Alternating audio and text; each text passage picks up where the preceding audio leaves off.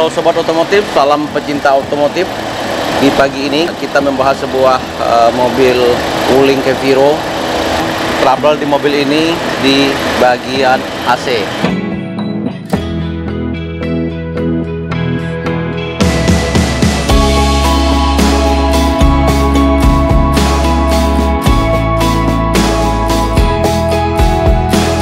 Oke Sobat Otomotif, kita membahas untuk satu persatu. Kebetulan mobil ini historinya dari bengkel sebelah atau banyak bengkel yang sudah memperbaiki mobil ini. Trouble seperti di gambar atau video sebelumnya, yaitu terjadi pembekuan di bagian pipa dari kompresor ke selang dekat ekspansi. Sebelumnya mobil ini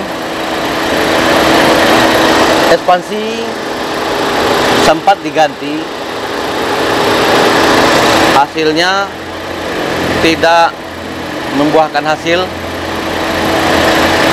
Setelah kita teliti, ada beberapa komponen yang harus kita tuntaskan dan trik cara memperbaikinya. Yang terutama sekali yaitu di bagian software. Kita harus melearning ulang mobil sehingga mencapai titik RPM yang dibutuhkan. Pertanyaan, di sebuah mobil apabila RPM tidak mencukupi, kompresor tidak bakal bisa bekerja dengan maksimal. Artinya dengan RPM tertentu, dengan running mesin, beban mesin bakal bertambah pada saat kompresor itu bekerja. Sekarang di depan kamera otomatis AC ini sudah bekerja. Nampak terputus sebuah termostat yang ada di bagian dalam evaporator. Banyak hal-hal yang harus diperhatikan di mobil Wuling. Untuk pertama kali, titik pembekuan yang terjadi di bagian pipa ekspansi bakal menghambat sistem sirkulasi pendinginan ke EPAP. Pertanyaannya kenapa? Kompresor itu wajib memberikan tekanan ke ruang evaporator lewat ekspansi. Karena di ekspansi itu ada sebuah palap pendorongan yang diatur sebuah komponen untuk membentuk sirkulasi. Di situ ada selang, ada dua tekanan pelisur high sama low. Jadi untuk di AC kita harus sedetail mungkin mempelajari dari kompresor terlebih dahulu ke pipa pelisur bagian antara ekspansi ke EPAP yang ada di dalam. Oke Sobat Otomotif, ini kebetulan kita membahas harus perlu secara detail. Karena untuk AC, teknisi itu berpikir pasti hampir sama, tidak jauh dari cara pola kerja AC. Karena di AC itu komponen-komponen yang di AC, satu kompresor, yang kedua ada ekspansi, yang ketiga ada sebuah switch yang ada di dekat pipa ekspansi, evaporator, yang kelima controller untuk pendinginan atau high, baik itu high atau low, panas atau dingin. Kemudian berikutnya di bagian pipa evaporator.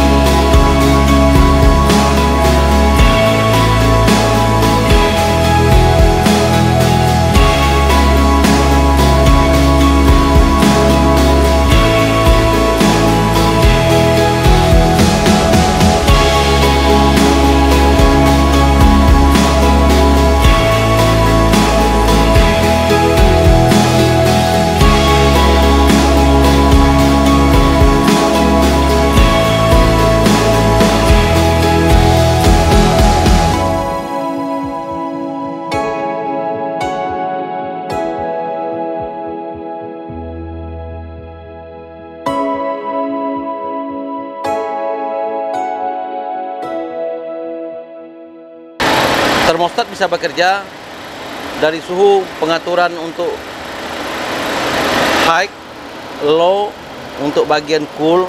Kalau kita putar ke arah cool untuk titik dingin, maka termostat bakal bekerja lebih cepat. Karena dengan suhu dingin mencapai sekian derajat Celcius atau Fahrenheit, berapa tingkat dingin, maka termostat akan terputus secara cepat. Apabila untuk suhu pendinginan dari controller dikurangin, maka tingkat untuk memutus termostat itu lebih panjang. Oke sobat otomotif, saya rasa untuk bagian depan sudah cukup item-item yang kami sampaikan. Satu lagi yang perlu diketahui, kami ini dari bengkel kelistrikan mobil. Untuk AC, kita di sini ada sebuah AC mobil sistem kelistrikan.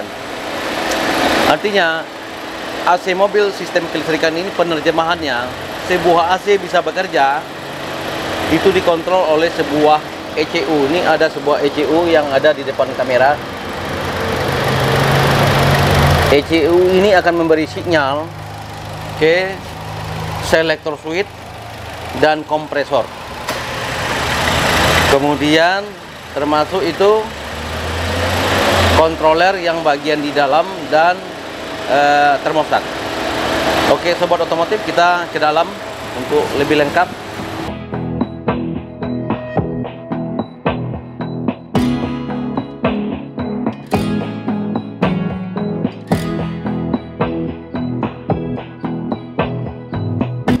Halo sobat otomotif, salam pecinta otomotif.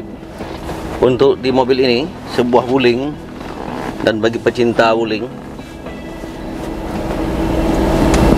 saat ini kita berada di dalam kabin mobil wuling Convero. Kita membahas kembali ulasan video yang di depan. Ini sebuah komponen dari AC yang sudah diganti oleh teknisi AC yang sebelumnya.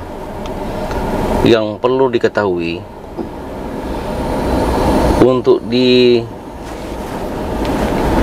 sambungan antara ekspansi ke EPAP, di sini ada beberapa, ini sambungan untuk pleasure high, ini low yang kecil atau yang besar, yang kecil, ini yang besar. Yang perlu diketahui, untuk di high ini ada sebuah palap yang ada di dalam. Saya sarankan parameter pabrik, ini ada sebuah trimmer atau baut yang bisa diputar. Ini pakai kunci bintang. Disarankan tidak merubah setelan yang ada di dalam, karena menghambat sirkulasi tekanan gas dari kompresor. Jadi yang perlu kita bahas secara detail di mobil ini, antara depan dengan belakang di sebuah EPAP akan memberikan tekanan dari kompresor ke pipa ekspansi, harus mencukupi sirkulasi yang masuk ke evaporator. Apabila terjadi penyumbatan atau titik melambatnya di ekspansi AC, maka bakal terjadi titik pembekuan di bagian pipa ekspansi, sehingga switch termostat tidak bisa bekerja aktif untuk mempekerjakan kompresor. Jadi yang kedua, untuk termostat itu sendiri, jadi sistem pola kerja termostat ini sebuah controller. Ini bisa diputar low, high. Apabila kita putar ke low, artinya titik dingin berkurang, maka untuk suhu pencapaian termostat itu melambat.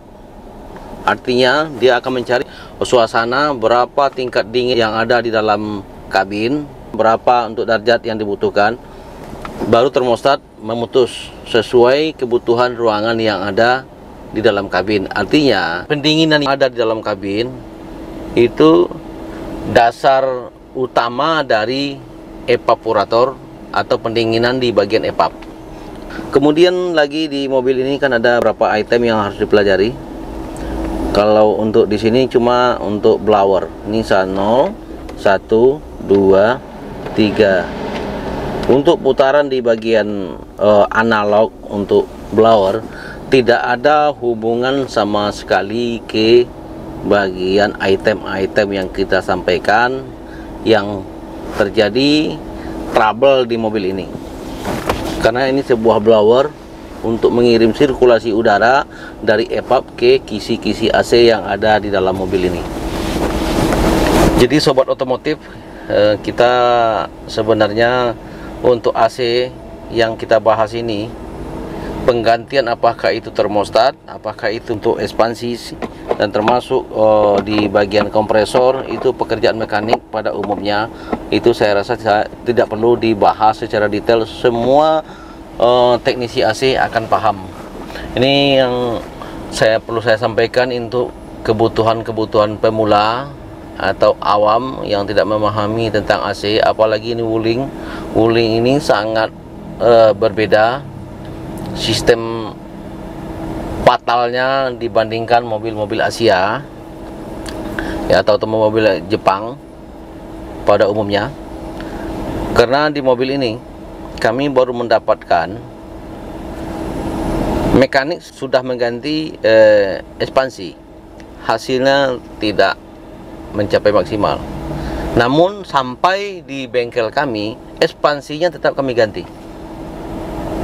Karena dari nilai dan ukuran kebutuhan antara ekspansi dengan tekanan pressure gas yang ada di depan tidak mencukupi.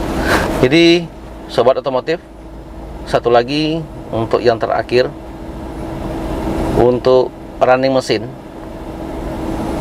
yang perlu kita pahami, kita harus mendapatkan RPM atau putaran mesin yang mencukupi. Apabila RPM pada saat AC kita hidupkan, RPM-nya turun sehingga beban mesin jadi turun. Kemudian untuk di mobil ini, pada saat AC hidup, RPM bakal naik seperti itu, lebih kurang. Kenapa?